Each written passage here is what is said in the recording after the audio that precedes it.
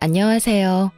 저는 이혼을 하고 난 후 사연 열차의 애청자가 되어 여러 사연들을 들으며 위로도 받고 때론 함께 화도 내며 시간을 보내고 있는 여자입니다. 오늘 제가 이렇게 사연을 보내게 된 이유는 다들 그러하듯 저의 기가 막혔던 이혼 사연을 나눠보고자 이렇게 사연을 쓰게 되었습니다. 그럼 시작해 볼게요. 저와 남편은 결혼한 지 1년밖에 되지 않은 신혼 부부였어요. 같은 회사 동료로 만나 오랜 시간 함께 지냈죠. 연애 역시 오래 했던 터라 신혼부부 그 특유의 풋풋한 감정은 없었지만 오래 봐왔던 시간만큼 잘 맞는 부분들도 많아 나름 잘 지내고 있었어요. 크게 다투는 일도 없었고 생활 패턴도 잘 맞았고요. 거기에다 친정뿐 아니라 시댁 역시 다른 지역에 있어서 저희 두 사람만 잘 지내면 다른 이유로 싸울 일은 전혀 없을 거라 생각했죠. 하지만 이런 제 예상을 남편은 보기 좋게 짓밟아 놓더군요. 평화롭게 남편과 하루하루를 보내던 어느 날, 남편이 무언가 숨기고 있다는 느낌이 점점 강하게 들기 시작하더군요. 왜 남자들 그런 행동 있잖아요. 과하게 제 눈치를 살핀다는 느낌이 들며 어딘가 모르게 뚝딱거리는 멍청이처럼 행동하는 거요. 전 그런 남편을 지켜보다 답답해서 터놓고 물어보았죠. 여보, 무슨 일 있지? 아니, 아무 일 없는데 왜? 당신 요즘 수상해? 계속 내 눈치 살피고 행동도 어색하고. 하여튼 이상한 게 한두 가지가 아니라고. 그러지 말고 숨기고 있는 거 있으면 빨리 말해. 내가? 아닌데. 나 진짜 숨기고 그런 거 없어.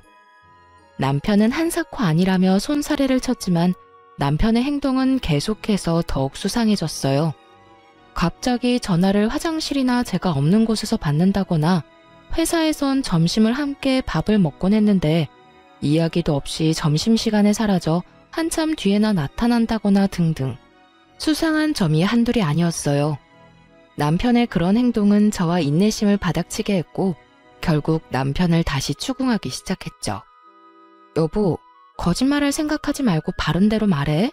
무슨 일이야? 무슨 일이길래 요즘 그렇게 수상하냐고.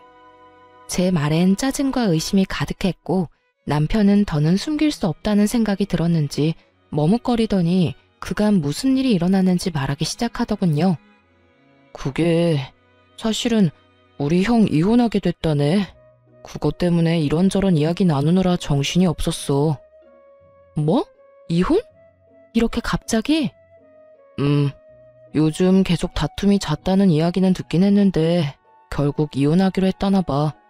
악이 없을 때 그냥 정리하기로 합의했다네. 아, 그래.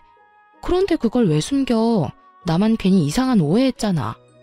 아무리 요즘 이혼에 관대하다고 한들 사실 이혼이 좋은 일도 아니고 당신한테 이야기 꺼내는 게 좀 조심스럽기도 하고 망설여지기도 했어. 마냥 숨길 수 있는 일이 아니긴 하지만 알 때 알더라도 굳이 내 입으로 알리고 싶지 않아서 아무 말 안 했던 건데 당신이 이상한 오해할 거라곤 생각도 못했어. 미안해. 괜히 혼자 이상한 상상하게 해서. 아, 그래. 당신 말 들어보니까 이해가 안 되는 건 아니네. 당신도 마음고생 많았겠어. 그래서 아주버님은 괜찮으셔? 점점 괜찮아지고 있는 것 같아. 다시 한번 미안해, 여보.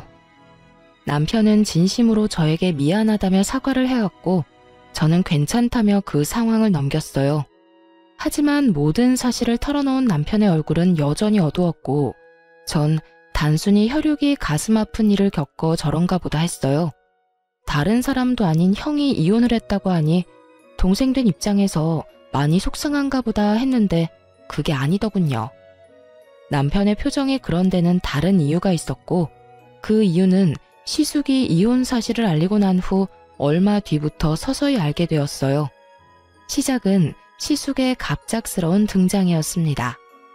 어느 날은 퇴근하고 집으로 돌아가 있는데 남편과 함께 시숙이 집에 있더라고요.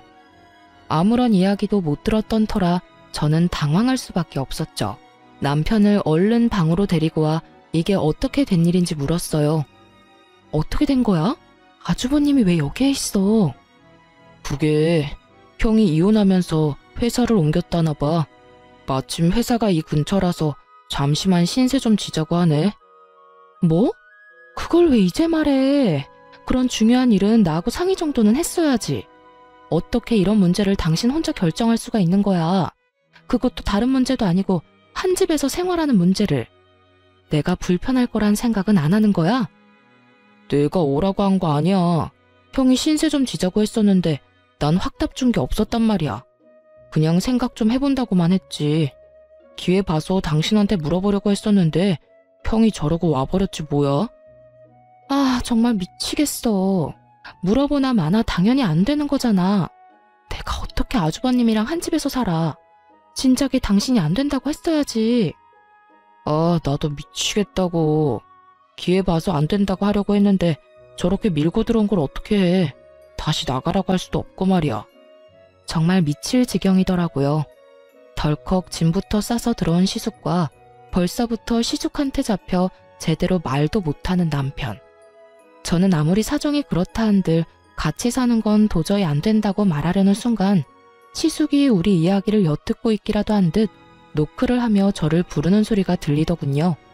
차마 이야기를 제대로 마무리하지 못하고 거실로 나갔죠. 시숙은 저에게 미안한 표정을 지으며 이렇게 말하더라고요. 재수씨, 많이 놀라셨죠? 미안해요. 알다시피 사정 때문에 급하게 회사를 옮기는 바람에 아직 집을 못 구했어요. 하루빨리 집 알아봐서 나갈 테니 한동안만 좀 부탁드리면 안 될까요? 정말 미안합니다. 염치도 없고요. 이렇게까지 부탁을 하는데 무어라 할 말이 없더라고요. 면전에 대고 안 된다는 말도 도저히 나오지 않았고요. 그래서 전 하는 수 없이 알겠다고 했고 그렇게 생각지도 못했던 시숙과의 합숙이 시작되고야 말았습니다.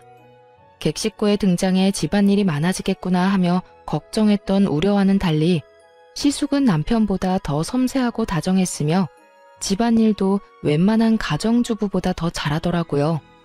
설거지도 깨끗하게 잘할 뿐더러 청소도 얼마나 꼼꼼하게 잘하는지. 심지어 빨래도 색깔별로 척척 하는데 오죽했으면 이런 남자랑 살면서 형님은 싸울 일이 뭐가 있었을까 하는 생각마저 들 정도였으니까요. 하지만 시숙의 그런 행동과는 별개로 불편한 건 어쩔 수 없는 일이었고 제가 할 수 있는 일이라곤 남편을 닥달하는 일뿐이었죠. 여보, 아주버님은 언제 나가셔? 금방 나갈 것처럼 말하더니 지금이 몇 달째야. 나 불편하단 말이야. 주말에 제대로 쉬지도 못하고 집에서 옷도 편하게 못 입고 다니고. 그게 슬쩍 말을 꺼내보긴 했는데 아직 마땅한 집이 없는 것 같더라고. 뭐? 입 한 곡에 다 따져서 집을 구한다는 게 말이나 돼? 대충 작은 원룸이라도 얻어서 나갈 생각을 해야지. 그러지 말고 당신이 다시 한번 말 좀 해봐. 나 진짜 너무 불편해서 그래. 알겠어. 다시 한번 말해볼게.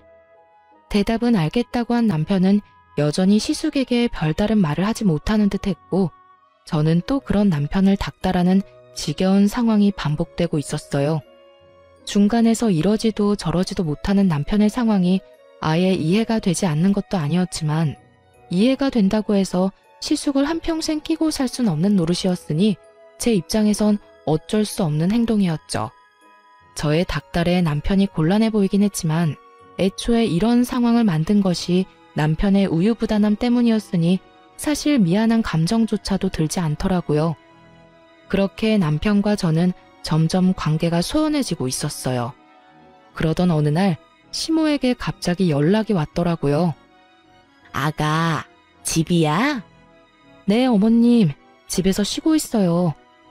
아주버님은 볼일 있으시다고 나가셨고요. 그래? 나 결혼식 있어서 잠시 올라왔는데 온 김에 잠시 들리마. 조금 있으면 도착해. 네, 어머님. 조심해서 오세요. 시모의 갑작스러운 방문이 반갑기는 처음이더군요. 그도 그럴 것이 제가 이때껏 본 시모는 꽤 합리적인 사람이었기에 이 불편하고 말도 안 되는 상황을 정리해 줄 수도 있겠다는 일말의 기대가 있었기 때문이었죠. 하지만 그런 제 기대는 시모의 등장과 함께 산산조각이 나고 말았습니다. 집으로 들어선 시모는 저에게 따뜻한 눈빛을 보내며 제 손을 꼭 부여잡고선 이렇게 말하더군요. 아가야, 고생이 많지? 내가 다 한다, 다 알아. 내가 요즘 너한테 얼마나 고마운 줄 몰라. 아무쪼록 우리 아들들 앞으로도 잘 부탁한다. 맞잡은 손에서 식은땀이 다 나려고 하더군요. 아들들을 잘 부탁하다뇨. 전 시모의 손을 슬며시 빼내며 이렇게 말했어요. 아니에요, 어머님. 계속 같이 사는 것도 아니고 곧 집 구해서 나가신다고 했는데요, 뭘. 그러니 그렇게까지 말씀 안 해주셔도 돼요. 제 말에 시모의 표정이 의아하게 바뀌는가 싶더니 이내 남편을 바라보며 이렇게 말하더군요. 너 아직도 말 못했니? 아유, 너도 참 너다. 아직도 이야기 안 하고 도대체 뭐 했어? 시모의 말에 남편은 고개를 숙이며 아무 말도 못하고 있었고 이해하지 못할 상황에 저 역시 남편에게 물었죠. 이게 무슨 말이야? 나한테 못한 이야기가 또 있어? 그런 거야? 말을 좀 해봐. 저는 불안한 예감에 남편을 닥달하기 시작했고 저의 닥달에 여전히 말이 없는 남편을 대신해 시모가 답을 주더군요. 에휴, 내가 이야기하마. 다름이 아니라 네 시숙 한동안 여기서 좀 더 살아야 할 것 같아. 네? 얼마나요? 아주버님은 곧 나가실 거라고 했는데요. 그게 요즘 네 시숙 선보고 다니고 있어. 마음 맞는 사람만 나타나면 바로 결혼 진행할 거니까 그때까지만 좀 같이 살거라. 남는 방에 그냥 좀 같이 사는 건데 괜찮지? 이건 또 무슨 개떡 같은 소리인가 싶더군요. 이혼한 지 얼마나 됐다고 다시 결혼 생각을 하는 것도 어이가 없었지만 언제 할지도 모르는 결혼을 기다리는 동안 우리 집에서 생활하겠다는 결심을 했다는 것도 어이가 없더라고요. 그것도 집주인인 저에게 한마디 상의도 하지 않고서 말이에요. 저는 그 순간 어이가 없음과 동시에 화가 치솟아오르며 이 모든 것을 확실하게 못 박을 필요가 있다고 생각되더군요. 저기 어머님, 그건 좀 곤란할 것 같아요. 뭐? 지금 곤란하다고 했니? 네, 사실 지금까지 같이 지내는 것도 저 좀 많이 불편해요. 주말에는 편하게 집에서 쉬고 싶은데 아주버님 계시니까 편히 쉬지도 못해요. 차림도 매번 신경 써야 해서 불편하기도 하고요. 애초에 길어도 한 달이겠거니 했는데 아무튼 전 좀 힘들 것 같네요. 너 혹시 생활비 때문에 그러니? 그런 거라면 걱정하지 마라. 내가 다달이 생활비 보내주마. 아니요, 어머님. 돈 때문이 아니라 말 그대로 불편해서 싫어요. 그리고 언제 세장가 드실지도 모르는데 어떻게 같이 산다고 할 수 있겠어요? 아무튼 여러모로 힘들 것 같네요. 죄송해요. 저는 단호하게 저의 뜻을 전했고 그런 저의 태도에 시모는 섭섭한 기색을 내비치긴 했지만 어떻게 해서든 저를 설득하려 애써 화를 억누르며 말하더라고요. 예, 그러지 말고 다시 생각해봐. 괜히 나가서 돈 낭비할 바엔 여기서 같이 지내면 돈도 아끼고 가족끼리 붙어 살면서 가족 정도 들고 얼마나 좋니? 죄송해요, 어머님. 아무리 그러셔도 전 힘들 것 같아요. 시모가 친절하게 설득하든 간절하게 설득하든지 간에 저는 뜻을 굽히지 않았고 점점 시모의 얼굴이 일그러지던 그 순간이었어요. 현관문이 열리며 외출해서 돌아온 시숙이 집으로 들어왔고 심상치 않은 분위기에 빠르게 상황을 살피더니 시모에게 핀잔을 주기 시작하더군요. 어머니, 또 그런 말도 안 되는 소리 하셨어요. 저 손 안 본다니까요. 재수씨, 저 여기서 계속 지낼 생각 없으니까 어머님 말씀은 잊어주세요. 오늘도 집 보고 왔는데 꽤 괜찮은 것 같아서 한 번만 더 보고 계약하려고 해요. 시숙은 듣지 않아도 무슨 상황인 줄 알겠다는 듯 다급히 저를 안심시키기 시작했고 그런 시숙의 말을 들은 시모는 언짢은 기색을 숨지 않고 저를 나무라더군요. 너 하나만 이해하면 되는 일인데 그걸 못 참니? 이게 뭐니? 괜히 아까운 돈만 낭비하게 생겼지 않니? 가족끼리 좀 같이 사는 게 뭐가 불편하다고 저 유난인 건지? 정말 시모의 말을 듣고 있는데 하고 싶은 말들이 목젖을 마구 때리고 있었지만 꾹 참았습니다. 이미 시숙은 조만간 나가겠다는 말을 뱉어냈고 제가 여기에서 입을 더 열어봤자 시모하고 싸우기밖에 더 하겠냐는 생각에서였죠.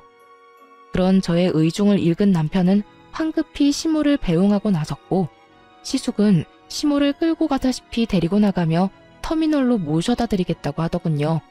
이런 남자들의 행동을 보니 그 어이없는 제안은 그저 시모 혼자만의 계획이었구나 싶긴 했지만 남편에게 화가 나는 것은 어쩔 수 없더라고요. 여보, 정말 매번 이럴 거야? 이런 이야기는 빨리 나한테 말했어야지. 그게 도저히 입이 안 떨어져서 그랬어. 당신은 이 상황을 빨리 정리하고 싶어하고 엄마는 엄마대로 계속 난리고 형은 자기가 알아서 한다고 나보고 잠자코 있으라고 그러고 나도 여러모로 힘들었다고. 하여튼 당신한텐 미안해.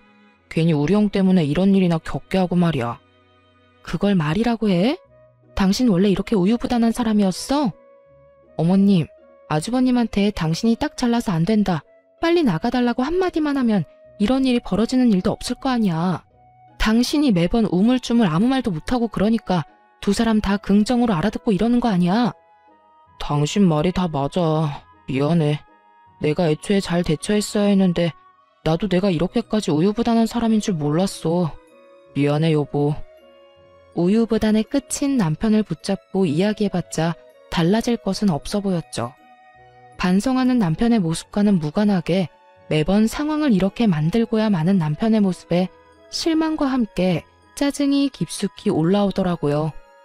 모든 상황이 다 짜증이 가득했지만 제가 잘못한 것 하나 없는 이 상황에서 오로지 저만 나쁜 년이 되는 그 상황이 특히나 더 짜증이 나더군요. 이러나 저러나 시숙이 나가기만 하면 다 해결될 상황이었고 그랬기에 전 시숙이 나갈 날만 손꼽아 기다리고 있었죠. 하지만 이런 제 바람과는 달리 금방이라도 나갈 것만 같던 시숙은 이사한다는 소식이 없었고 남편은 점점 굳어져가는 제 눈치만 살피고 있더라고요. 그런 남편의 행동이 수상했지만 더 숨길 것이 있을까 하는 생각에 남편을 추궁하지 않고 그저 상황을 살피고 있었어요.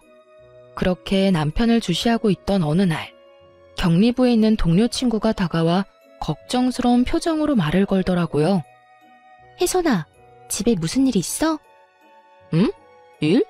무슨 일? 왜? 나 무슨 일 있대? 아니, 네 남편 이번에 퇴직금 정산해서 받아갔어. 대출도 알아보고 있는 것 같던데 도대체 무슨 일이길래 그 큰돈이 필요한가 싶어서. 이건 또 무슨 일인가 싶더군요. 퇴직금만 해도 금액이 꽤 될 텐데 그것도 모자라 대출까지. 전 깊이 생각해 볼 필요도 없이 분명 시숙과 관련해서 무슨 일이 일어나고 있다는 것을 직감적으로 느끼게 되었죠. 그러면서 전 제가 모르는 무언가가 많다는 것이 확실해지며 이 모든 물음표 가득한 상황을 해결해 줄 사람은 시숙과 이혼한 형님뿐이라는 생각이 들더라고요. 그래서 전 염치불구하고 이혼한 형님에게 전화를 걸었죠. 형님, 오랜만이죠. 갑자기 연락해서 죄송해요. 죄송은 무슨, 괜찮아. 동서, 무슨 일 있어? 그게, 형님, 아주버님이랑 왜 이혼하셨는지 여쭤봐도 될까요?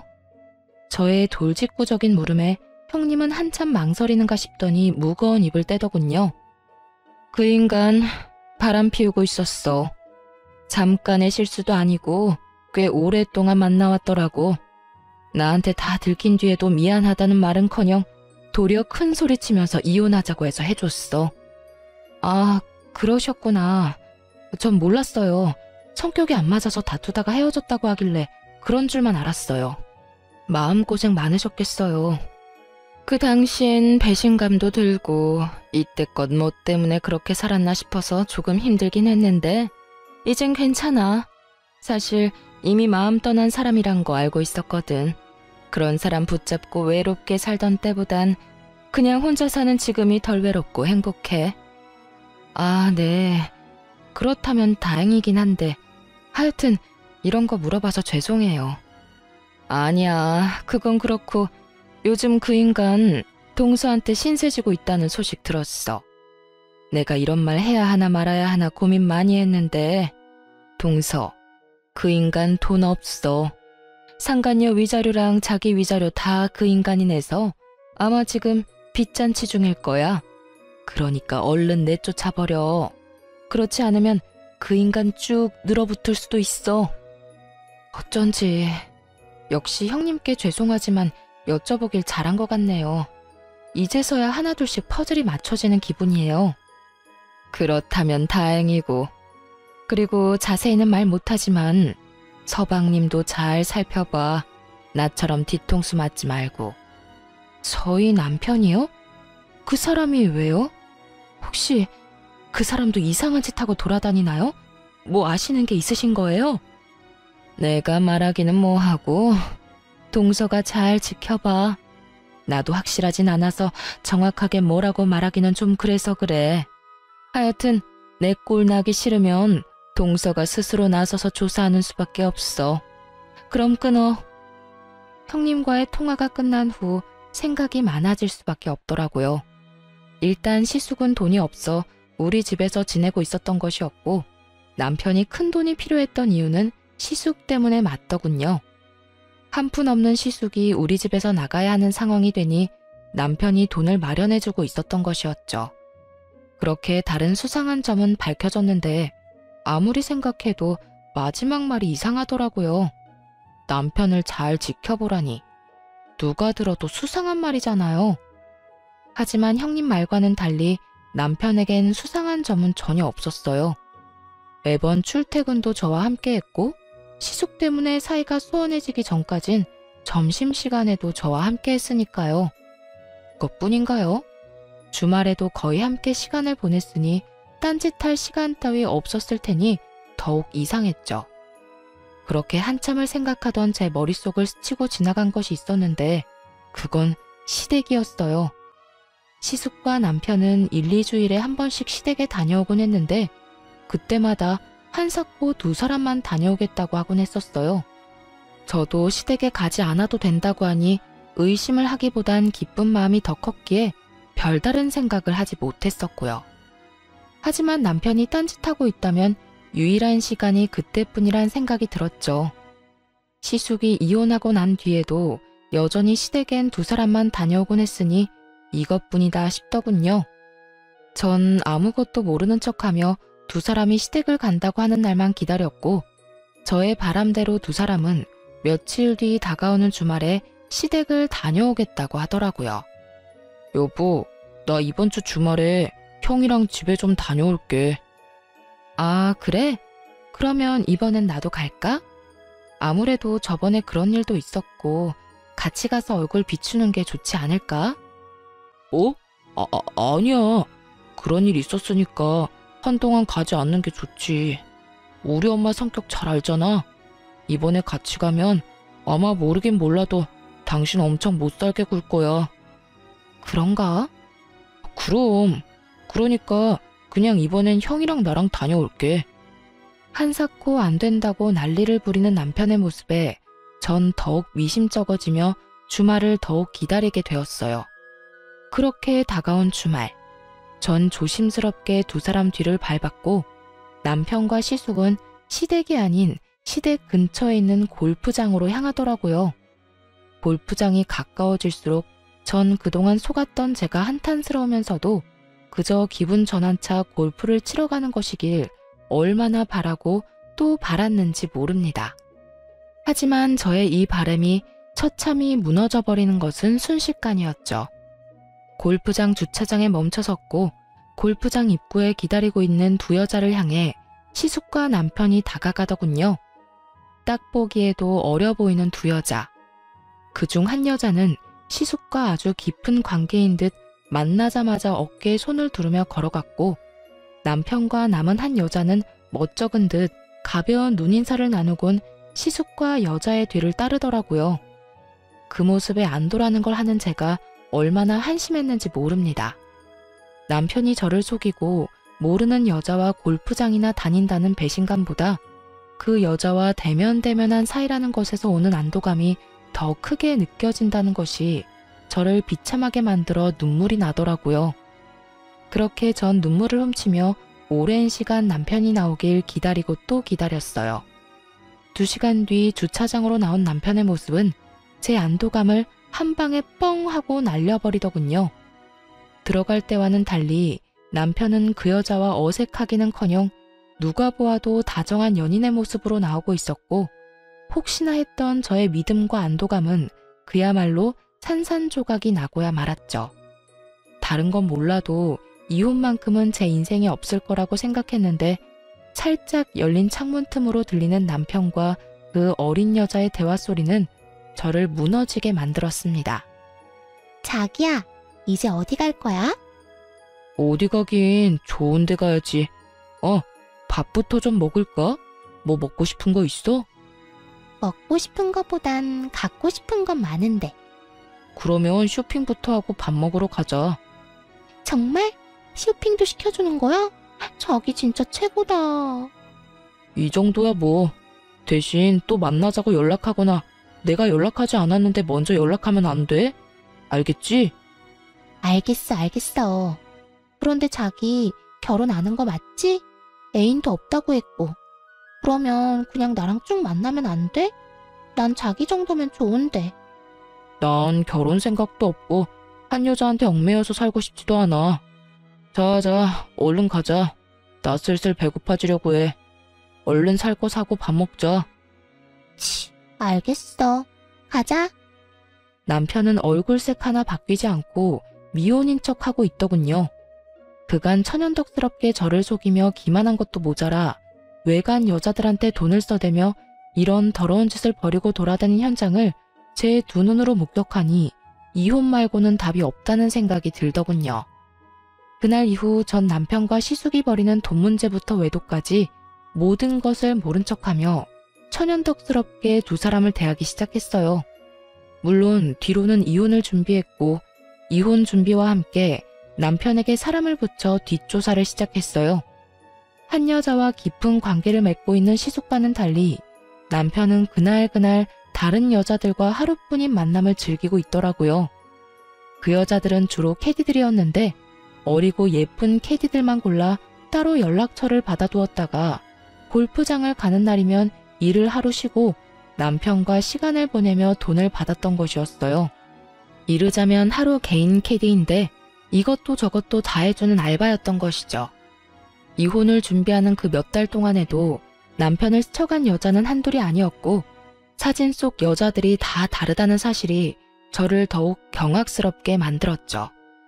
한 여자에게 푹 빠져 헤어나오지 못하는 상황이 아니라는 것을 다행이라고 해야 할지 헷갈릴 지경이었으니까요.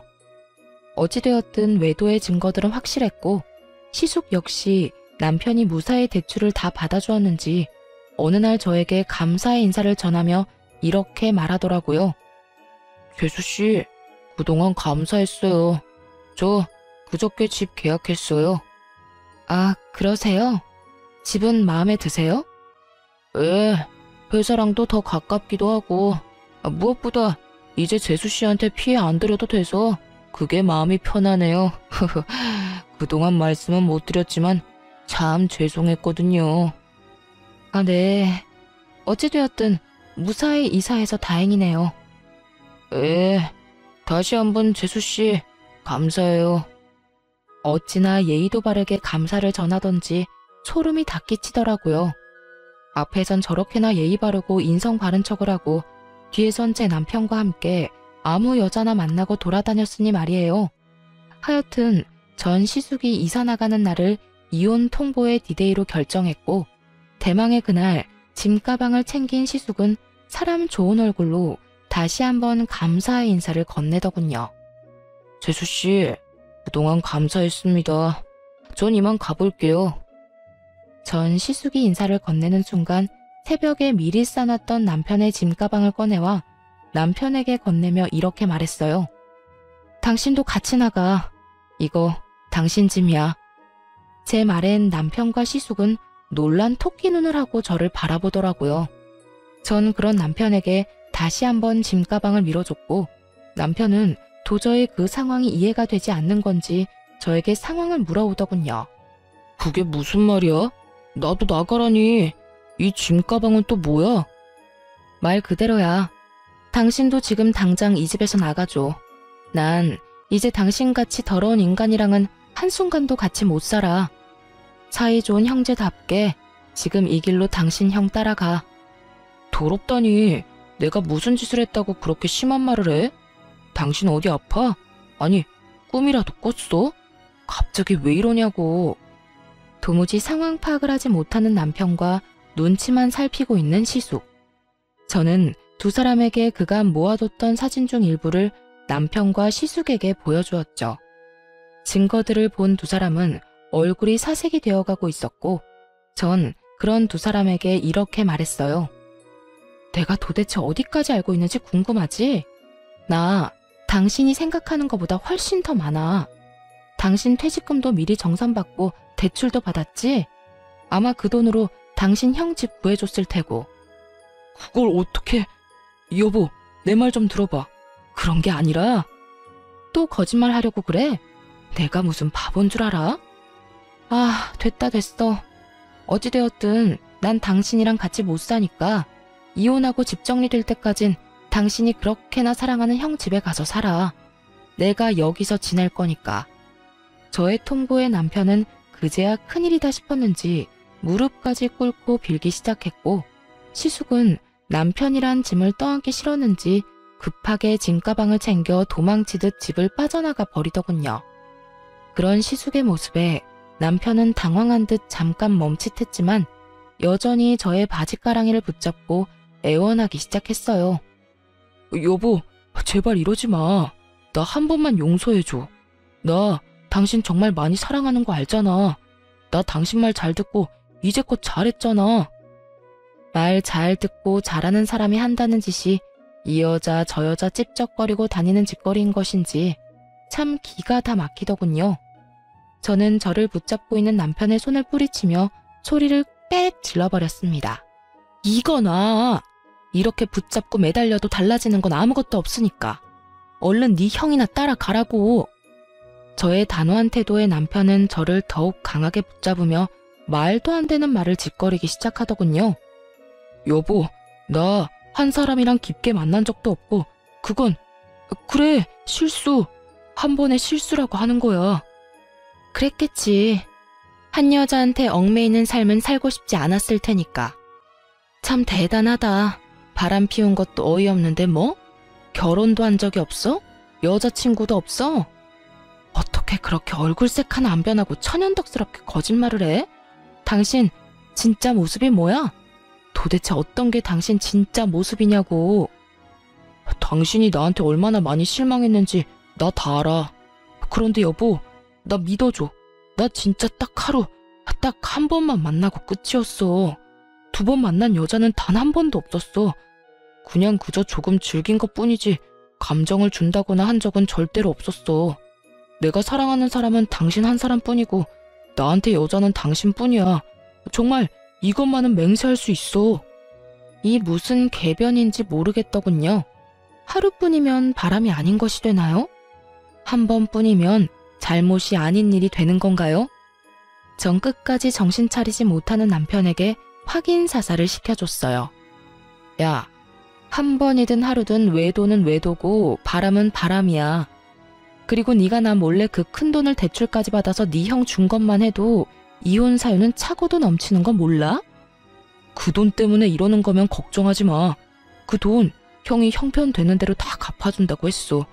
당신이 이번 한 번만 덮고 지나가주면 내가 어떻게 해서든 돈도 다 받아오고 당신한테 지금보다 더 잘할게. 그리고 꼭 당신이 하라는 대로 당신이 원하는 대로 하면서 살게. 돈? 걱정? 내가 미쳤니? 네 명의로 네가 대출받아서 네 형 준 건데 내가 왜 그런 걱정을 해? 당신 같은 인간 용서할 생각 추호도 없고 이혼은 무슨 일이 있어도 할 거니까 너는 네 살 길이나 걱정하라고. 제 말에 남편은 닭똥 같은 눈물을 흘리며 제 발밑에 엎드려 애원을 하기 시작하더군요. 여보, 제발 이러지 마. 나 당신 없으면 안 되는 거 알잖아. 나 당신 없으면 못 살아. 난 네가 없어야 잘 사니까 당장 이 집에서 좀 꺼져. 나도 당신 같은 인간 쓰레기 없는 곳에서 깨끗한 공기로 숨 좀 제대로 쉬면서 살자. 내 말 안 들려? 당장 나가라고. 남편은 저의 폭언과 고함에도 아랑곳하지 않고 매달렸고 전 그런 남편을 안간 힘을 다해 뿌리치곤 집 밖으로 쫓아내버렸어요. 지난 몇 달간 묵은 채증이 확 다 내려가는 기분이더군요. 제가 그날까지 참고 또 참은 이유는 따로 있었어요. 제가 알아본 바론 시숙은 남편이 대출까지 받은 돈을 빌려 얻은 집에서 골프장에서 봤던 그 여자와 새 출발을 꿈꾸고 있었거든요. 심지어 남편은 있는 돈 없는 돈을 다 시숙을 줘버렸던 터라 본인은 따로 집을 얻을 능력조차 되지 않는 처지였죠. 이런 상황을 위해 전 남편이 대출까지 받는다는 사실을 다 알면서도 다 모른 척하고 있었던 겁니다. 이런 상황에서 쫓겨난 남편이 갈 곳이라곤 시숙의 집뿐일 테고 제가 알아본 시숙의 성격상 짐이 될 것이 뻔한 남편을 받아줄 리 없으니 의 좋은 두 형제의 사이가 멀어지는 것은 시간 문제니까요. 시숙에게 있는 대로 실망한 남편이 향후 어떤 행보를 걷게 될지 알 순 없지만 그게 어떠한 선택이든 파국은 분명해 보였기에 여러모로 남편 놈의 앞날을 위해 이혼을 통보하기엔 딱 좋은 날이었습니다. 그렇게 진행된 이혼은 순탄하지 않았어요. 믿을 구석이라곤 저밖에 없는 남편 놈은 끝까지 갖은 수를 쓰며 이혼만은 막아보려고 애를 써댔지만 결국 소송에서 이혼을 판결받게 되었습니다. 전 남편은 물론이고 시숙에게 역시 위자료를 청구했고 조금의 위자료를 받을 수 있었어요. 저의 예상대로 전 시숙은 전 남편을 받아줄 리 없었고 전 남편은 자신의 돈으로 마련한 집에는 들어가 보지도 못하고 어디서 지내는 것인지 소송하는 내내 꼴이 말이 아니더군요. 꼴이 그게 뭐야? 왜? 그렇게 사랑하는 형이 안 받아줘? 말도 마.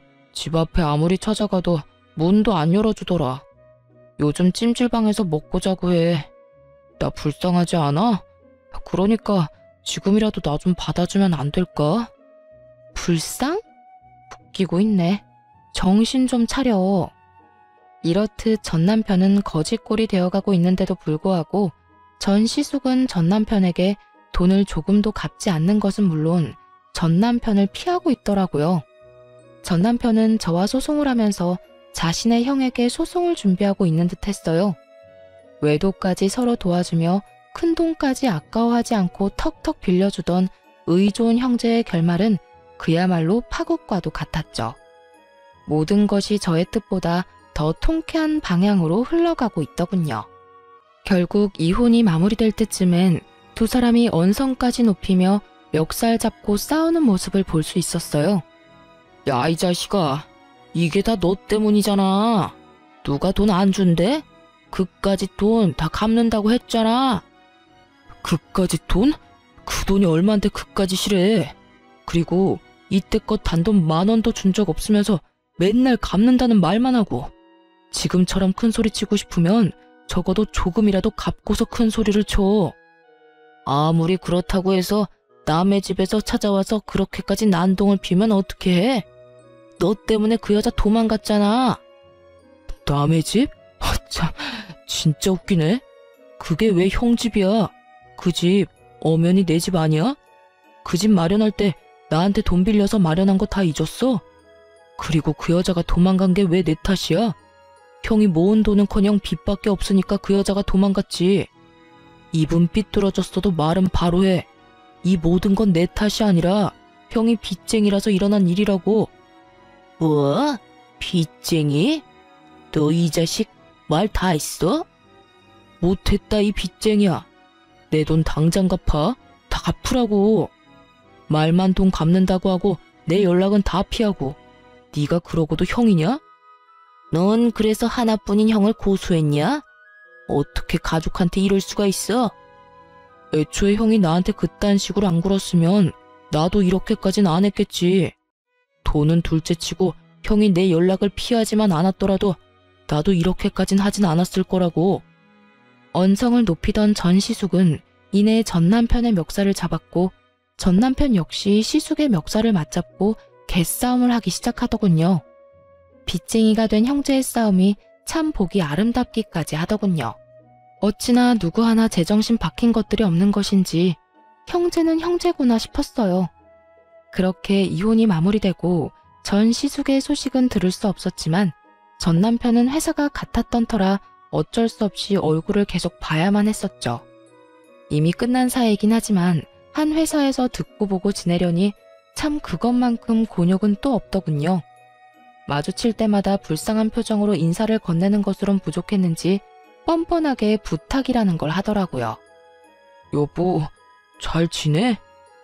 여보는 무슨? 너랑 나랑 이혼한 거 잊었어? 누구한테 여보래? 그리고 눈 없어? 아주 잘 지내고 있는 거 안 보여? 너무 날카롭게 굴지 마. 나 요즘 힘들어. 네가 힘든 거랑 나랑 무슨 상관이라고 말을 걸어. 왜? 네가 힘들다고 불쌍한 척하면 내가 눈물이라도 흘리면서 위로라도 해줄 거라 생각했어?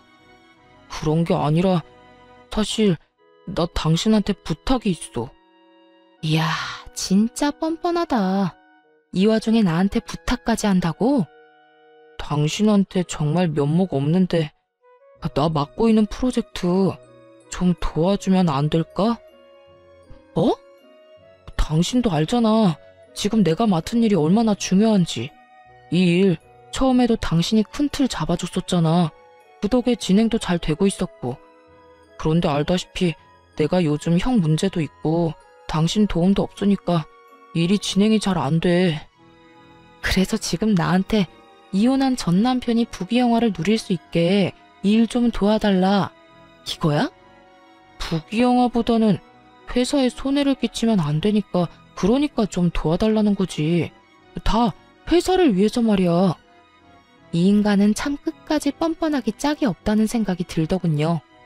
어떤 뇌구조를 가지고 살면 이런 상황에 일까지 도와달라는 말을 할 수가 있는 건지 참 대단하게도 파렴치한 인간이다 싶었어요.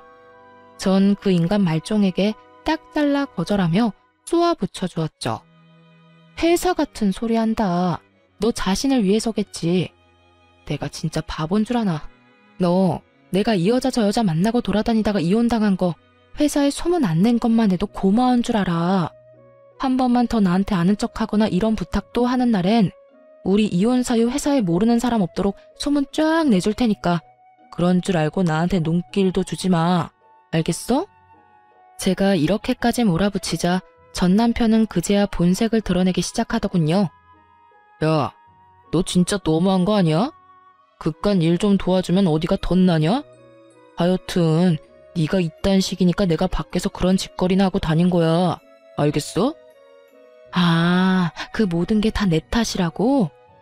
그러면 그게 내 탓이겠어? 내가 오죽했으면 그랬겠어? 네가 이딴 식으로 남자 얘기를 개똥으로 알고 막대하니까 내가 밖에 나가서 딴 여자 만난 거야. 그러니까 회사에 소문내기만 해. 내가 가만 안 있을 테니까. 이런 미친놈을 봤나? 어디서 되지도 않는 협박질이야. 너 진짜 정신 바짝 차릴 수 있게 인생 땅바닥에 곤두박질 치게 만들어줘? 내가 못해서 가만히 있는 줄 알아? 굳이 내가 내 손, 내 입 더럽히면서까지 노력 안 해도 너 스스로가 알아서 곤두박질 칠 거라서 가만히 있는 거야. 그러니까 애써 잘 참고 있는 사람 건드리지 말고 나한테 이렇게 헛소리할 시간에 가서 일이나 해. 네 말대로 회사에 패 끼치지 말고. 저는 전 남편을 무섭게 노려보며 쉬지 않고 말들을 쏟아냈고 전 남편은 할 말이 없었는지 저를 노려보다 뒤를 돌아가 버리더라고요. 그 뒷모습에서 그놈의 앞이 훤히 보이더군요. 전 남편이 맡은 일은 저의 아이디어에서 나온 일이었고 전 남편의 진급을 위해 제가 발벗고 나서 도와주던 일이었어요. 이혼을 할 당시 회사에서 보기 싫은 마음이야 굴뚝이었기에 확 회사에 소문을 다 내버릴까 고민하지 않았던 것은 아니었지만 전 남편의 능력으론 이번 일을 무사히 마치지 못할 것이라 확신했기에 굳이 제 입 더럽혀가면서까지 소문을 내지 않았던 거죠. 아무리 상황이 이렇다 한들 저에게까지 도움을 청할 거란 생각은 전혀 하지 못했는데 참 대단하다 싶었어요. 하여튼 전 남편은 저의 예상대로 일을 보기 좋게 말아먹어버렸고 그 덕에 회사에서 온갖 서름과 눈칫밥은 혼자 다 먹게 되었다고 하더라고요. 그뿐만 아니라 바로 아래 후임에게도 보기 좋게 밀리는 처지가 되어버리자 더는 버틸 수가 없었는지 자진해서 사표를 쓰고 회사에서 나가버리더군요. 얼마나 고생을 했는지 마지막으로 본 전 남편의 몰골은 말도 못할 만큼 형편이 없었어요. 그리고 회사를 그만두고 난 후에도 시숙과 돈 문제가 말끔히 해결되지 않았는지 이리저리 신세를 지며 살고 있다는 이야기를 들을 수 있었어요. 그 후론 전 남편의 소식은 들을 수가 없었고 그렇게 지긋하던 그 인간과의 인연도 끝이 났습니다. 전 요즘 회사 측의 배려로 제주도에서 지내며 근무를 하고 있어요. 오랜 버킷리스트처럼 꿈꿔왔던 제주살이를 회사에서 마련해준 숙소에서 회사까지 온전히 다니며 살 수 있다니 요즘처럼 좋은 날들이 또 없을 거란 생각이 들곤 하네요. 사실 제주도에 발령받았을 때 기쁘기도 했지만 아는 사람이 전혀 없어 외롭거나 우울해지면 어떡하지? 하는 생각이 들기도 했어요. 하지만 지인들이 주말마다 놀러와주는 바람에 그런 기분을 느낄 새도 없이 즐거운 나날들을 보내고 있어요. 제가 남편 복은 없어도 친구 복은 있는 것 같지 않나요? 하여튼 요즘은요, 마음이 편하고 하루하루 지내는 삶도 즐거우니 일의 능률도 더 오르는 것 같고 삶의 질이 많이 향상된 기분입니다. 가끔 친구들이 오지 않는 주말엔 이리저리 산책로를 찾아다니는 것도 큰 힐링이 되고 있어요. 언젠가 다시 서울지사로 돌아가기 전까지 부지런히 좋은 곳을 다니며 지금까지 남은 상처받은 마음을 잘 치유해 보려고요. 이로써 저의 긴 사연은 끝이 났습니다. 어떠셨나요? 많이 답답하셨을까요? 처음에 전 남편의 본 모습을 알게 되었을 땐 처음 겪어보는 슬픔과 절망에 시달렸던 것 같아요. 특히나 이혼이라곤 생각지도 못했던 터라 더욱 충격이 크기도 했죠. 하긴 누가 행복해지려고 하는 결혼에서 이혼을 상상이나 했겠어요. 어쨌든 그랬던 제가 이혼을 하게 되고 처음엔 막막했던 것도 사실입니다. 하지만 지금은 그 누구보다 행복하고 제 삶에 만족하면서 살고 있어요. 앞으로도 행복 가득한 제 삶을 위해 다들 응원해 주실 거죠? 그럼 감사한 마음으로 저는 물러가 보겠습니다. 저의 긴 사연 들어주셔서 감사합니다. 행복하세요.